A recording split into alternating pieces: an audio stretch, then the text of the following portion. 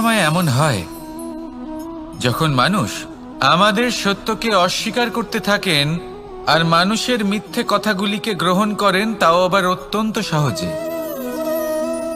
তখন আমাদের খুব দুঃখ হয়, বড়ই ক্রোধ হয় মানুষের এই মানসিকতা নিয়ে। কিন্তু এটা জানা অত্যন্ত গুরুত্বপূর্ণ যে এমন কেন হয়। কারণটা কি আপনারই কি কোনো দোষ রয়েছে? কখনোই নয়। কারণ হলো এটা যে এই যে সত্য, এই সত্যের মূল্য অত্যন্ত অধিক, এতটাই অধিক যে অনেক সময় অনেক ধনী ব্যক্তিও এর মূল্য মেটাতে পারেন না। সেখানেই যদি মিথ্যের কথা বলি তাহলে এর মূল্য অত্যন্ত কম। অত্যন্ত সহজে এই মিথ্যে সবার মধ্যে বিক্রি হয়। সত্যি বলতে এটা ভাবা আপনার কর্ম নয় যে লোকে কেন আপনাকে বুঝতেই পারেন না, আপনার সত্য কেন বুঝতে পারেন না।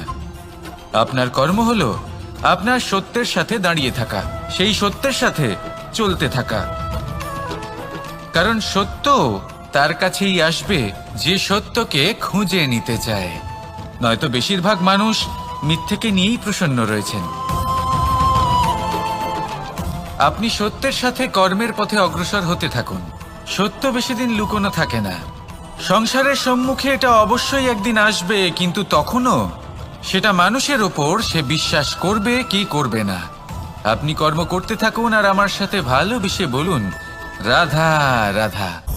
অনেক সময় এমন হয় যে আমাদের শুভ মানসিকতা, শুভ বিচারে, শুভ কর্মে মানুষ সন্দেহ করেন, প্রশ্ন করেন, প্রমাণ চান, শুদ্ধতার পরীক্ষা দিতে বলেন। আর তখন নিশ্চিত রূপে কষ্ট হয়।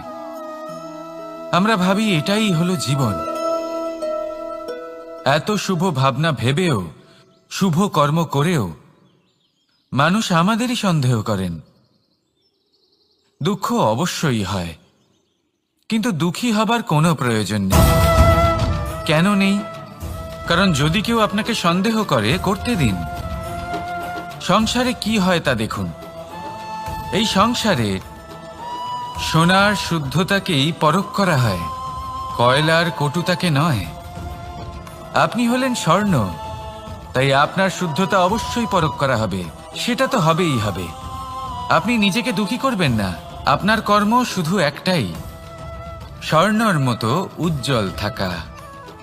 এই সংসার আপনার ভাবনা, চিন্তা, কর্ম এবং শুদ্ধতার প্রমাণ পেতেই থাকবে। তাই আসুন আর আমার সাথে ভালোবেসে বলুন, রাধা রাধা। কখনো কখনো আমরা কোনো কাজ আরম্ভ করার বিষয়ে ভাবি, তারপর আরো ভাবি, তারপর আরো ভাবি, আর ভাবতেই থাকি। দেখুন, এটা কোনো অন্যায় নয় যে আমরা কোনো কাজ আরম্ভ করার পূর্বে তার বিষয়ে ভাবনা চিন্তা করছি, সেটা বোঝার চেষ্টা করছি। ঠিক আছে, কিন্তু সম্পূর্ণ সময় এই চিন্তায় ব্যর্থ করা উচিত নয়। যদি আপনি বেশি সময় লাগিয়ে ফেলেন তাহলে সময় আপনার ওপর অবশ্যই রুষ্ট হবে। আর কেনই বা হবে না? আপনি সময় নষ্ট করছেন, আর সেটা উচিত নয়। দেখুন, নিশ্চিতভাবে ভাবনা চিন্তা করুন, বিবেচনা করুন, পূর্ণরূপে করুন, কিন্তু এটাও মনে রাখবেন যে উচিত সময়ের মধ্যে আপনাকে কর্ম আরম্ভ করতেই হবে। যদি ভাবতেই থাকেন তাহলে কর্ম আরম্ভ করতে পারবেন না। আর এই সময় অত্যন্ত বলশালী।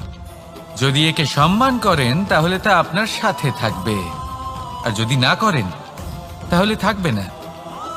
আসুন সময়কে সম্মান করুন আর আমার সাথে ভালোবেসে বলুন, রাধা রাধা। জীবনে যখনই আমরা এমন কোনো পথে চলতে চাই যা মূলত কাঁটায় ভরা ছোট পাথর থাকে, যা বিঁধে যেতে পারে, তখন আমরা কি করি? আমরা পাদুকা ব্যবহার করি, আর তারপরে আমরা খুব সরলভাবে সেই পথে অগ্রসর হতে পারি। কিন্তু যদি পাদুকা আর পায়ের মাঝে কোনো ছোট পাথরও এসে ফেঁসে যায়, তখন কিন্তু আমরা খুব কোমল পথও পার করতে পারবো না। কিছু বুঝলেন আপনারা?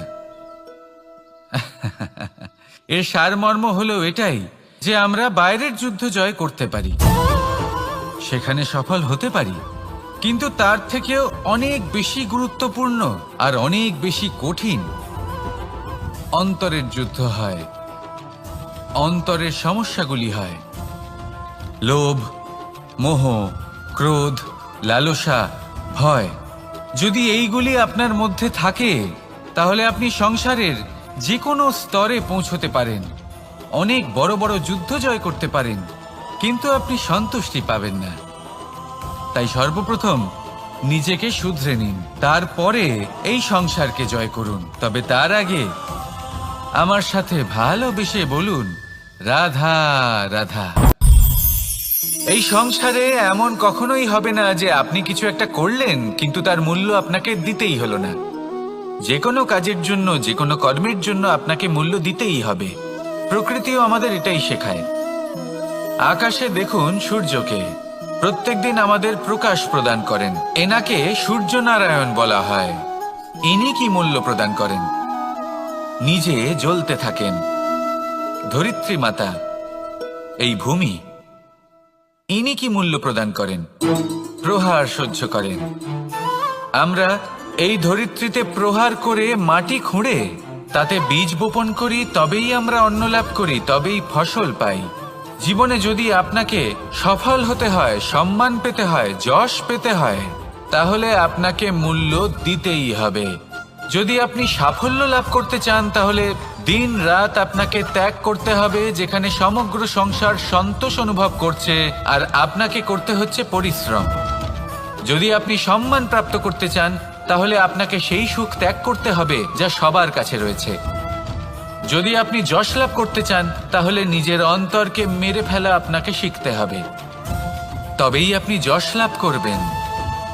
জীবনে শুধুমাত্র ধন মূল্যবান নয়, কিন্তু এই যে মূল্যের কথা আমি বলছি সেটা যদি আপনি দিতে পারেন তাহলে নিশ্চিত রূপে এটা আপনাকে আরো মূল্যবান করে তুলবে, নিশ্চিত রূপে গড়ে তুলবে। তাহলে এটাই করুন আর আমার সাথে ভালোবেসে বলুন, রাধা রাধা। আপনি কখনো ভেবে দেখেছেন কি সেই জিনিস যা আপনাকে সামনে এগোতে বাধা দিচ্ছে? ধরুন আপনি কোনো পথ দিয়ে যাচ্ছেন, পা মুচকে গেলে তা আপনাকে সামনে এগোতে বাধা দেয়। সেইভাবেই জীবনে ক্ষুদ্র চিন্তা আপনাকে সামনে এগোতে বাধা দেয়। দেখুন, যদি কোনো চাক থাকে যার মধ্যে ফাটল রয়েছে, তা আপনাকে ভালো মাটির পাত্র বানাতে দেবে না। ঠিক সেইভাবেই কাউকে ঈর্ষা করলে তা আপনাকে মহান হতে দেবে না। আমি উচ্চস্তরীয় আরো নিচুতে রয়েছে, এই ভাবনা কখনোই আপনাকে উচ্চ স্তরে পৌঁছতে দেবে না। মন থেকে সকল বিকার, ঈর্ষা, মোহ, লোভ, লালসা এই সব ত্যাগ করুন। চিন্তা ভাবনাকে বড় করে তুলুন, ধন্যাত্মক বোধ জাগিয়ে তুলুন আর সম্পূর্ণ সমর্পিত হয়ে কর্ম করুন। মহানুভবতা আর সাফল্য এই দুই আপনার পদানত হয়ে থাকবে। তাহলে আসুন আর আমার সাথে ভালোবেসে বলুন, রাধা রাধা। असतो मा सद्गमय, तमसो मा ज्योतिर्गमय, মৃত্যুর্মা মৃতঙ্গময়। জ্ঞান সেটাই যা অসত্য থেকে সত্যের পথে চালিত করে।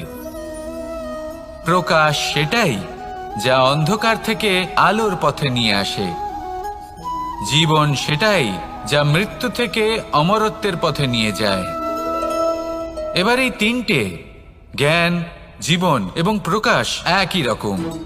শূন্য থেকে এর উৎপত্তি হয় এবং আস্তে আস্তে আপনার জীবনে বিস্তার লাভ করে। এবার আমরা এটাই ভাবি যে কেমন করে এই তিনটিকে আগলে রাখা যায়। এর উত্তর হলো, এদের আগলে রাখার প্রয়োজনই নেই, ভাগ করে দিতে হবে। কোনো বৃক্ষকেই দেখে নিন, একটি বৃক্ষ অনেক বছর ধরে বেঁচে থাকে। কেন? কারণ সে ভাগ করে দিতে জানে।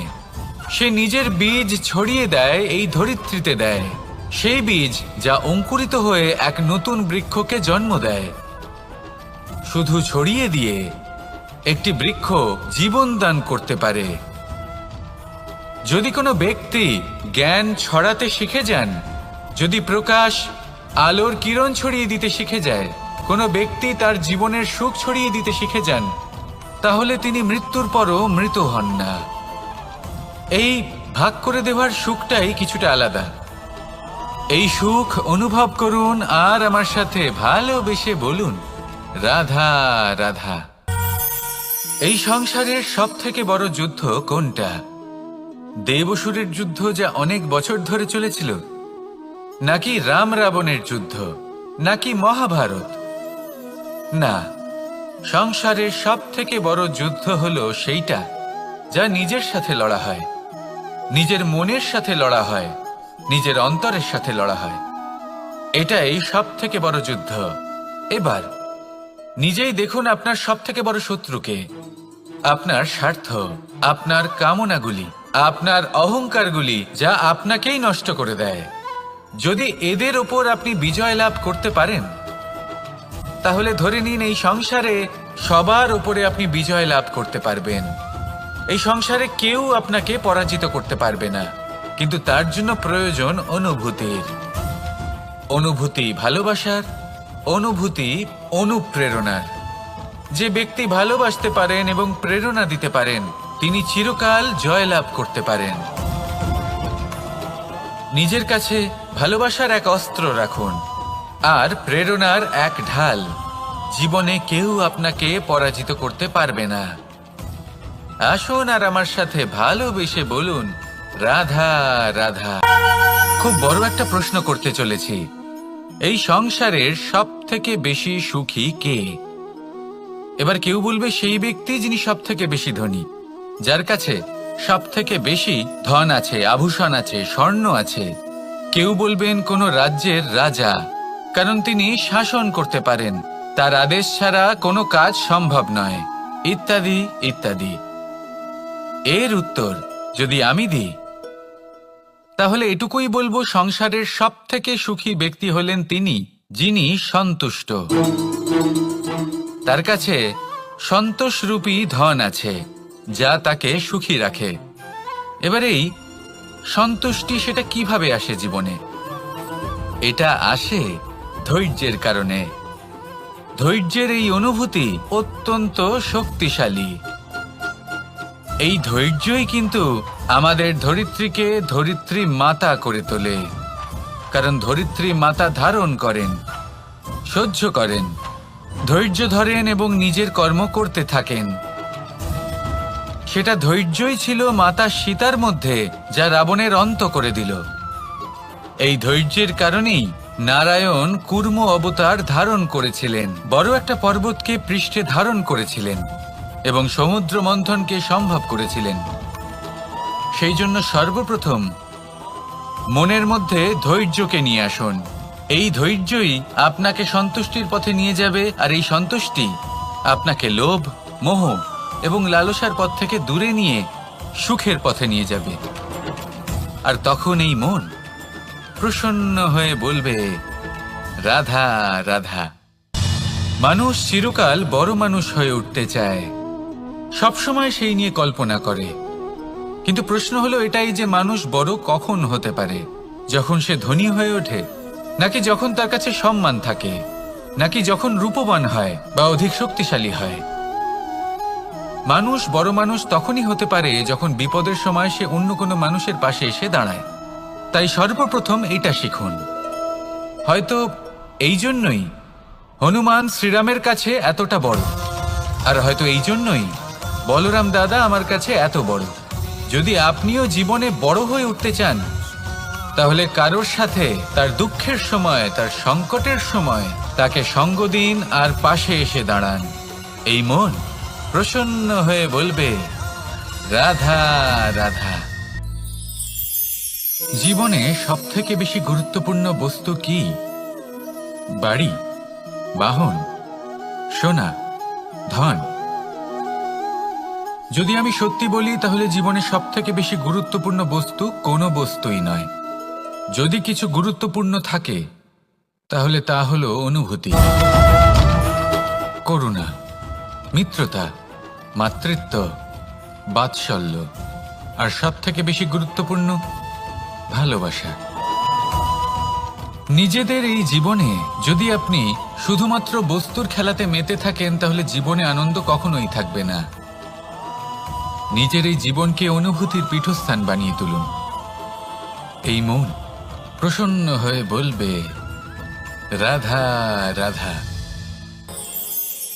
যখনই কোনো ঘূর্ণিঝড় আসে, কোনো প্রলয় আসে, তখন দেখবেন তা কত বৃহৎ প্রভাব ফেলে, কত বড় বিনাশ ঘটায়, বিধ্বংস সৃষ্টি করে।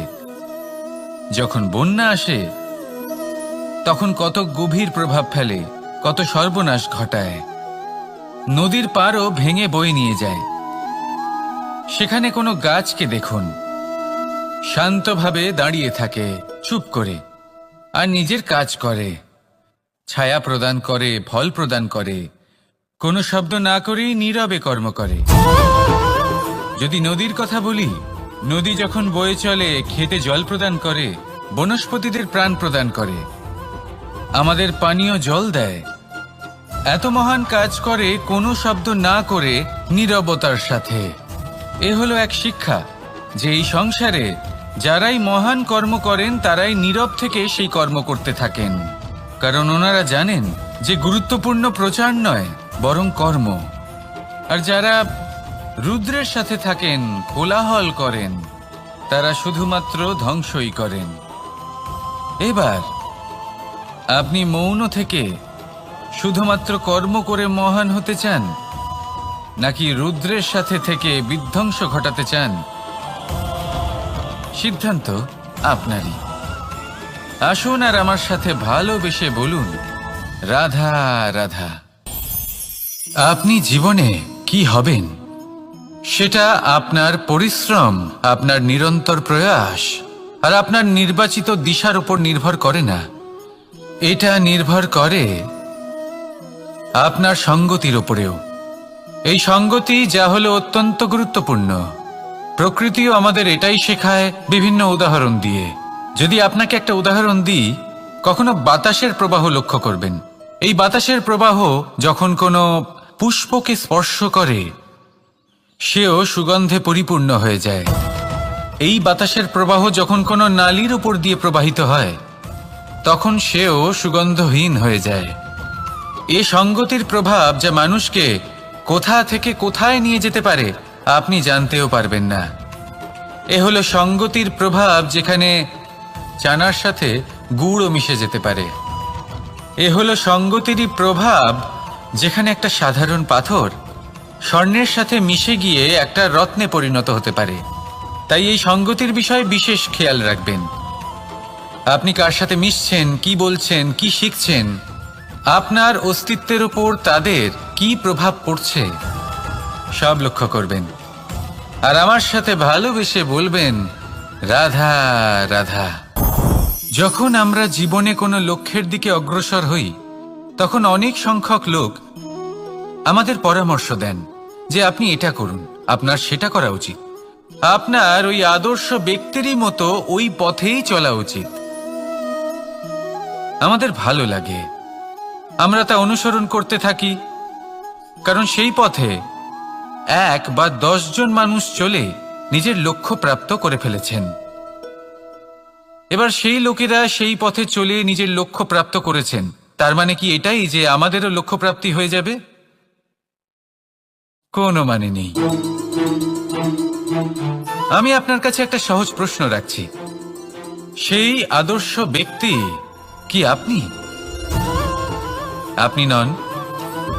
সেই ব্যক্তি হলেন অন্য কেউ, যার নিজস্ব ভাবনা রয়েছে, নিজের বিচারধারা আছে, নিজের কর্ম আছে, নিজের অভিজ্ঞতা আছে, নিজের গুণ, নিজের অপগুণ আছে, তাদের নিজেদের একটা যাত্রা আছে, নিজের লক্ষ্য আছে। তিনি আপনি নন। যদি কথা বলি আপনার বিষয়ে, আপনার বিষয়ে সব থেকে বেশি কে জানে? আপনার যাত্রা, আপনার লক্ষ্যের বিষয়, আপনার ভাবনা চিন্তা, আপনার বিচারধারা, আপনার কর্মের বিষয়, আপনার কামনার বিষয়, আপনার অভিজ্ঞতার বিষয়, এই সব বিষয়ে সব থেকে বেশি যদি কেউ জানে, তিনি হলেন স্বয়ং আপনি। তাই নিজের জীবনে কোনো পথ নির্বাচন করবেন আর কিভাবে সামনে এগোবেন, এই নির্বাচনও শ্রেষ্ঠ হবে যদি সেটা আপনি নিজেই করেন।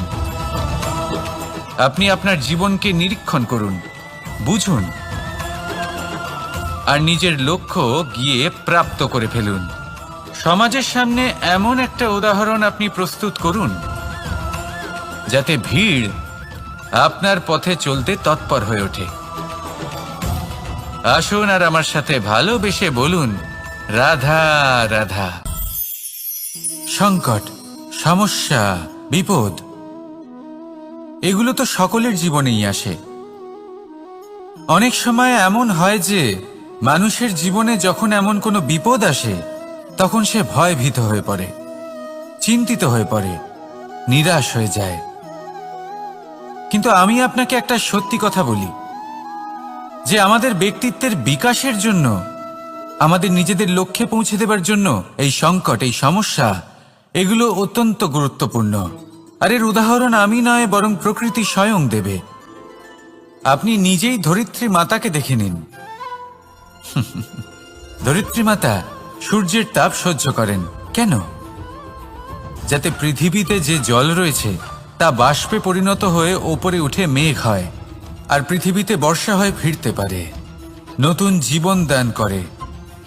আর অন্যদিকে পাতা ঝরার মরশুমে কোনো বৃক্ষকে দেখুন, পাতা ঝরার মরশুমে সমস্ত পাতা ঝরে যায়, তারপরে সেই গাছে নবনির্মাণ হয়, নতুন পাতা জন্মায়, সেই গাছ আবার ভরে ওঠে, সবুজে সবুজ হয়ে ওঠে।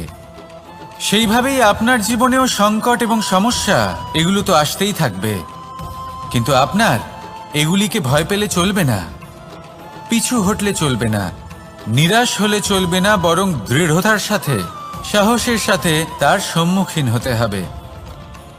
যদি আপনি এটা করতে শিখে যান তাহলে আপনি দেখবেন যে এই সমস্যা, এই সংকট, এই বিপদ আপনাকে শক্তি প্রদান করবে। আসুন আমার সাথে ভালোবেসে বলুন, রাধা রাধা। প্রকাশ কার মধ্যে থাকে? সূর্য। শীতলতা কার মধ্যে থাকে? চন্দ্রমার মধ্যে। এবার যদি সূর্যের মধ্যে প্রকাশ না থাকে কি হবে? অন্ধকার। যদি চন্দ্রমার মধ্যে শীতলতা না থাকে তাহলে কি হবে? মহা অন্ধকার। সবকিছু অন্তরে আছে, শুভভাব আর সত্যতা প্রত্যেকটা মানুষের অন্তরের মধ্যে থাকবেই থাকবে। যদি এটা না থাকে তাহলে জেনে রাখুন কিছুই নেই। যেমন একটা প্রদীপ যা জ্বলছে, যা প্রকাশ দিচ্ছে, অন্ধকারে আমাদের পথ প্রদর্শন করছে। কেন জ্বলে? কারণ ওর মধ্যে একটা সলতে আছে যা জ্বলছে। সলতে কেন জ্বলে? কারণ তার ভিতর ঘি আছে যা ওই সলতেকে জ্বলতে সাহায্য করে। সবকিছুই আমাদের মনের ভিতরেই রয়েছে, ভালো ভাব এবং সততাও। এই নিয়েই কর্ম করতে থাকুন আর জীবনের সামনে এগোতে থাকুন। সমস্ত জীবন আলোকিত হয়ে উঠবে। আসুন আর আমার সাথে ভালোবেসে বলুন, রাধা রাধা। ফাগুন পূর্ণিমাতে পালন করা হয় এই বিশেষ উৎসব, যার নাম শুনতেই রঙের কথা মনে পড়ে, মন উচ্ছ্বসিত হয়ে ওঠে। এই উৎসবের নাম হলো দোল। এমন কি বিশেষ রয়েছে এই উৎসবে যা অন্য কোনো উৎসবে নেই? ত্যাগ। নতুন কোনো রঙকে আপন করে নিতে গেলে পুরনো রঙকে ত্যাগ করে দিতে হয়। সাতরঙা হওয়ার জন্য সাদা কাপড়কেও নিজের উপর নতুন রং ধারণ করতে হয়। আর এই ত্যাগ একেবারেই সরল নয়। সেই জন্যই তো রং খেলার পূর্বে আমরা হোলিকা দহন করি। হোলিকার অন্ত হলো আর প্রহ্লাদ বেঁচে গেল। অর্থাৎ যা অপবিত্র ছিল, অসত্য ছিল, তার অন্ত হলো, আর যে পবিত্র ছিল, যে সত্য ছিল, সে থেকে গেল। এইভাবে আপনিও আপনার মনের মধ্যে যত বিকার রয়েছে, যে বিকারের বোঝা আপনি বয়ে নিয়ে চলেন, সেই ভার হোলিকা দহনে ভস্ম করে দিন। নিজেকে হালকা বোধ করবেন, আর যখন নিজেকে হালকা বোধ করবেন নিজে থেকেই জীবনে উন্নতি করবেন। তাই এই দোলে নিজেকে বিকার মুক্ত করুন। দোলের এই আনন্দ আরো অনেক বেড়ে যাবে, আর মন প্রসন্ন হয়ে বলবে, রাধা রাধা। এই বছর দোলে নিজের প্রিয়জনকে কোন রঙে রাঙিয়ে তুলতে চান আপনি? লাল, সবুজ, হলুদ, নীল, সাতরঙা, অনেক রং রয়েছে। আমাকে জিজ্ঞেস করলে আমি বলবো এই বছরও ওই রঙেই খেলবো যে রং দিয়ে আমি ছোটবেলা থেকে আজ পর্যন্ত খেলে এসেছি, প্রেমের রং। প্রেমের এই রং যা হয়তো দেখা যায় না, কিন্তু যখন এই প্রেমের রং গায়ে লাগে তখন সব রঙই ভালো লাগে। প্রেম যাতে কোনো রং অশুভ মনে হয় না, সবই ভালো মনে হয়। এটা হলো সেই প্রেম যার জন্য আমি প্রেমের দেবতা হয়েছি। আর সত্যি বলতে আপনারও কিন্তু এই প্রেমের রং দিয়ে খেলা উচিত। প্রচেষ্টা করুন, আপনি এই দোলে যত খুশি রং দিয়েই খেলুন না কেন, তাতে এক বিন্দু প্রেমের রং অবশ্যই মিশিয়ে দেবেন। এই দোলের আনন্দ দ্বিগুণ হয়ে যাবে।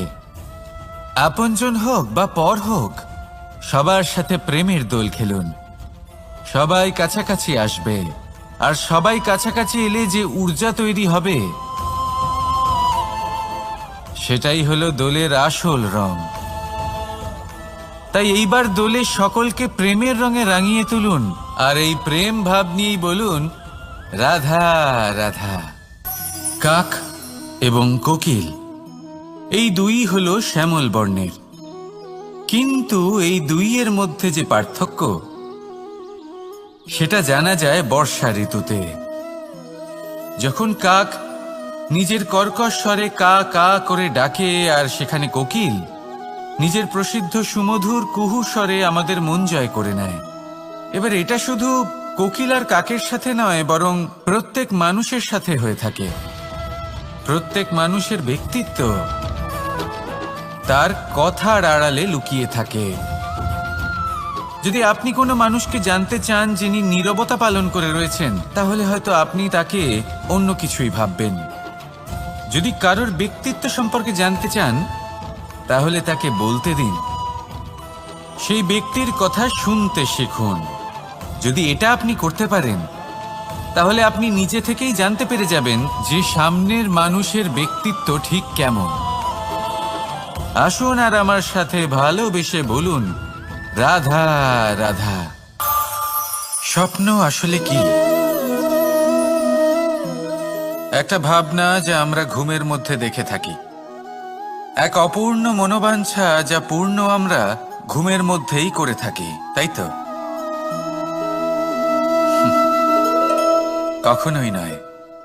স্বপ্ন হলো সেই যা আপনাকে জাগিয়ে রাখে। স্বপ্ন হলো সেই যা আপনাকে ভোরবেলা উঠতে প্রতীক্ষা করাবে। স্বপ্ন আমরা ঘুমের মধ্যে তো দেখতেই পারি, কিন্তু সার্থক করার জন্য দিন রাত্রি জেগে পরিশ্রম করতে হবে। যদি এমন করেন তবেই স্বপ্ন পূর্ণ হবে। এবার আপনি আপনার জীবনকে সোনা বানাতে চান, নাকি ঘুমিয়ে নিজের জীবন অতিবাহিত করতে চান, সেই সিদ্ধান্ত আপনারই। আসুন আমার সাথে ভালোবেসে বলুন, রাধা রাধা। কখনো কখনো আমরা খুব ব্যথিত হয়ে পড়ি। আমরা নিজেদের পরিবারের জন্য এত কিছু করি, আর তারা আমাদের দেখলেই ভয়ভীত হয়ে পড়ে, আমাদের দেখলে বিরক্ত হয়। কখনো নিজেদের সন্তানকে বিকাশের পথে অগ্রসর করার জন্য আমরা তাদের উপর একটু জোর দিই যাতে তারা পরিশ্রম করে, কিন্তু সেই সন্তান আমাদের উপর বিরক্ত হয়ে পড়ে। কখনো সন্তানকে সঠিক শিক্ষা দেওয়ার জন্য আমরা তাদের কিছু সীমা নির্ধারিত করি, তখন সেই সন্তানের চোখে নিজেদের জন্য আমরা ঘৃণা দেখতে পাই। মানুষ কেন ব্যথিত হবেন না? দেখুন, যখন সূচের দ্বারা আপনি বস্ত্র সেলাই করেন, তখন সূচের আঘাত সেই বস্তুকে সহ্য করতে হয়, কিন্তু তাতে সেই সূচ বা আপনার উদ্দেশ্যে কোনো প্রভাব পড়া উচিত নয়, কারণ আপনি তো আপনার কর্ম করছেন, আর তাও পূর্ণ নিষ্ঠা ভরে, এবং অবশেষে আপনার উদ্দেশ্য শুভ প্রমাণিত হবে। তাই কেউ বিরক্ত হচ্ছে বলে বা কারোর চোখে নিজের প্রতি ঘৃণা দেখার ভয় কখনো পিছিয়ে যাবেন না। কষ্ট না করে বিকাশ সম্ভব নয়। কর্ম করতে থাকুন, সবকিছু শুভ হবে। আসুন আমার সাথে ভালোবেসে বলুন, রাধা রাধা। মাতা পিতার মনে সবসময় এই বাসনা বাস করে যে ওনাদের সন্তানের যেন মঙ্গল হয়। নিজের সন্তানকে সেই সবকিছু দেওয়ার সবসময় চেষ্টা করতে থাকেন যেগুলো তারা নিজেরা নিজেদের জীবনে কখনো পেতে পারেননি, এবং এই প্রক্রিয়ায় সব থেকে গুরুত্বপূর্ণ বিষয়টি ভুলে যান, নিজের সন্তানকে সেই জিনিস দেওয়া যেটা উনি সব থেকে আগে পেয়েছেন।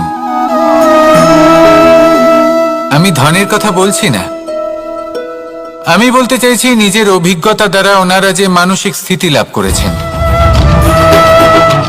ওনারা যে মর্যাদা লাভ করেছেন, যে শিক্ষা ওনারা লাভ করেছেন, সবার আগে নিজের সন্তানকে সেটা দেওয়া প্রয়োজন। সেটা যদি নিজের সন্তানকে দিতে পারেন, তাহলে এই সন্তান জীবনে তার পথে এগোতেও পারবে, ধন অর্জনও করতে পারবে এবং শক্তিশালী অনুভবও করতে পারবে। সেই জন্য সন্তানকে সবার আগে সেটা দান করুন যেটা সব থেকে বেশি মূল্যবান। সেটা দিন যেটা আপনি সবার আগে লাভ করেছেন। আসুন আমার সাথে ভালোবেসে বলুন, রাধা রাধা। ধন, সম্পদ, ঐশ্বর্য মানুষ হয় নিজের সৌভাগ্যের দ্বারা এগুলো লাভ করে থাকেন বা কর্মের দ্বারা। সৌভাগ্য আসলে কি? গ্রহের দশা যা প্রত্যেক মুহূর্তে বদলাতে থাকে।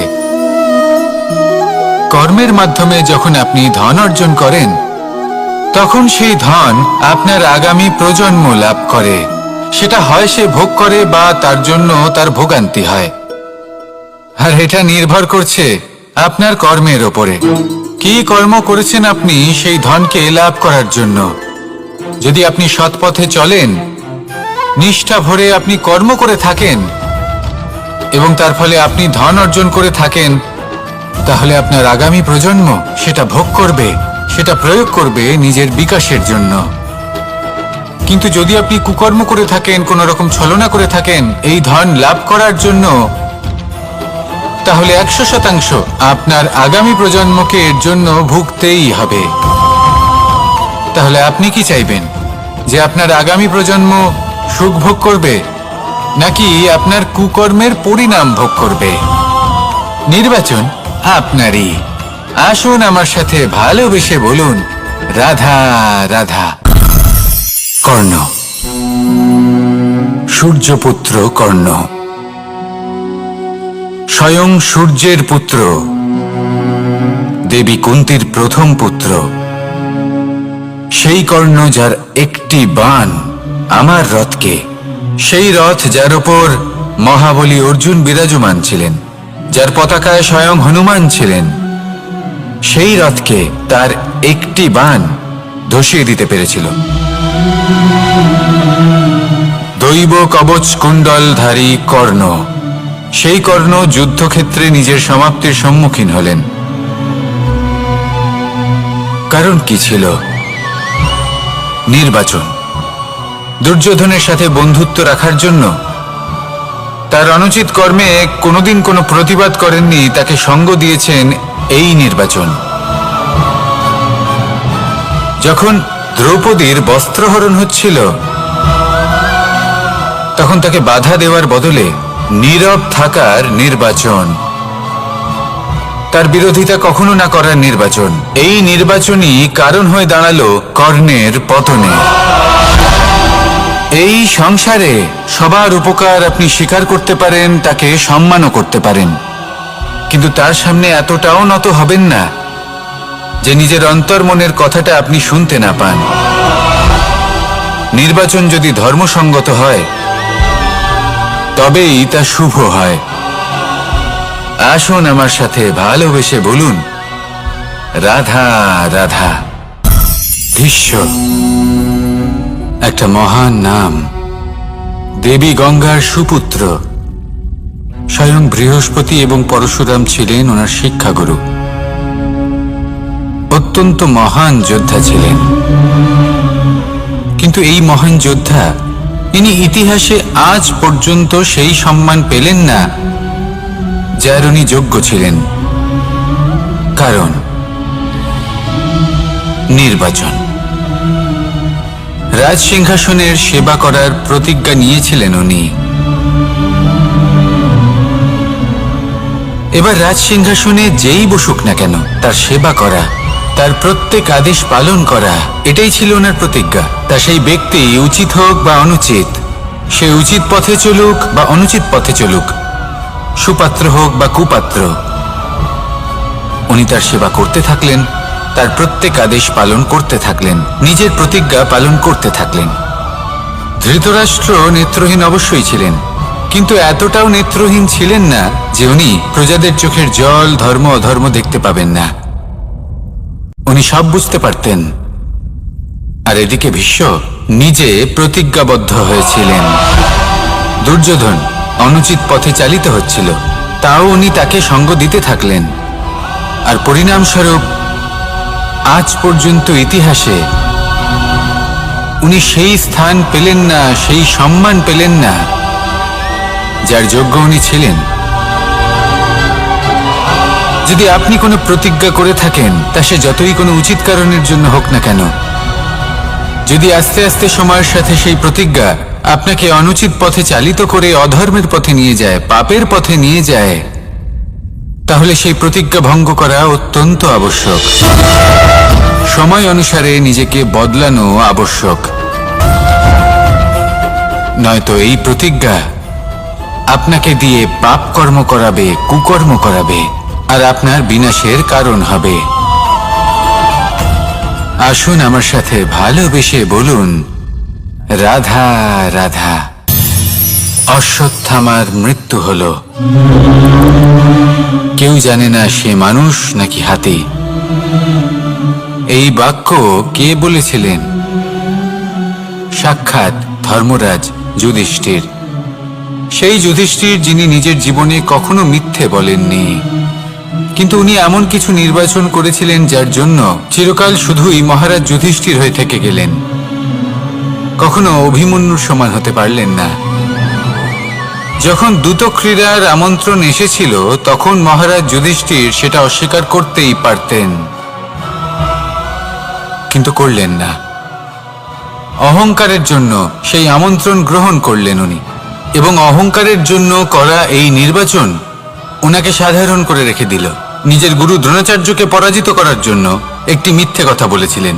অশ্বত্থামা মারা পড়েছে, আর তারপর গ্লানিমাখা কণ্ঠে ধীরস্বরে বলেছিলেন, জানি না সে মানুষ না হাতি, কিন্তু অর্ধসত্য হোক বা সত্য লুকোনো হোক, তা হল মিথ্যের সমান, এবং প্রত্যেকটি কর্মের ফল মানুষ অবশ্যই ভোগ করে।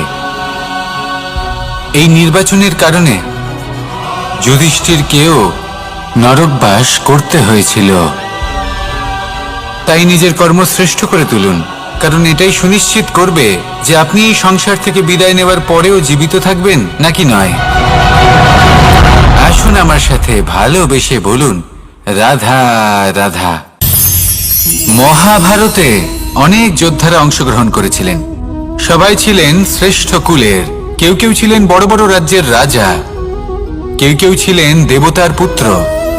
এনারা সবাই অংশ নিয়েছিলেন। এনারা সবাই শ্রেষ্ঠ কুলের, প্রত্যেকে ভালো পরিবেশ পেয়েছেন। কিন্তু সেখানেই অন্যদিকে ছিল বারবারিক, অসুরপুত্র বারবারিক। এবং এই অসুরপুত্র বারবারিকই এই সময় দাঁড়িয়ে ভগবান রূপে স্থাপিত হয়ে আছেন। পুজো করা হয় তাকে। কারণটা কি? নির্বাচন। বারবারিক একটি দ্বন্দ্বের মধ্যে ছিলেন, ঠিক যেমন প্রত্যেক যোদ্ধার জীবনে দ্বন্দ্ব এসে থাকে। তখন সে কি নির্বাচন করবে সেটা হলো অত্যন্ত গুরুত্বপূর্ণ। বারবারিকের কাছে এত শক্তি ছিল যে একটি মাত্র বাণ প্রয়োগ করে সবাইকে নাশ করতে পারত। দ্বন্দ্ব ছিল একটাই, যে ও নির্বাচন করতেই পারছিল না কোন পক্ষ হয়ে যুদ্ধ করবে। ওর নির্বাচন ছিল এটাই যে ও কোনো পক্ষের হয়েই যুদ্ধ করবে না, বরং নিজের মস্তক সে দান করবে। আর এই কর্মের কারণে, এই নির্বাচনের কারণে আজকের সময়ে দাঁড়িয়ে ওকে ঘাটুশ্যাম রূপে পুজো করা হয়। মনে রাখবেন, শুধু আপনার ব্যক্তিত্ব গুরুত্বপূর্ণ নয়, আপনি কোথা থেকে আসছেন, কোন কুলে আপনার জন্ম, শুধুমাত্র সেটা গুরুত্বপূর্ণ নয়। সব থেকে বেশি গুরুত্বপূর্ণ হলো আপনার কর্ম, আপনার নির্বাচন। আসুন আমার সাথে ভালোবেসে বলুন, রাধা রাধা।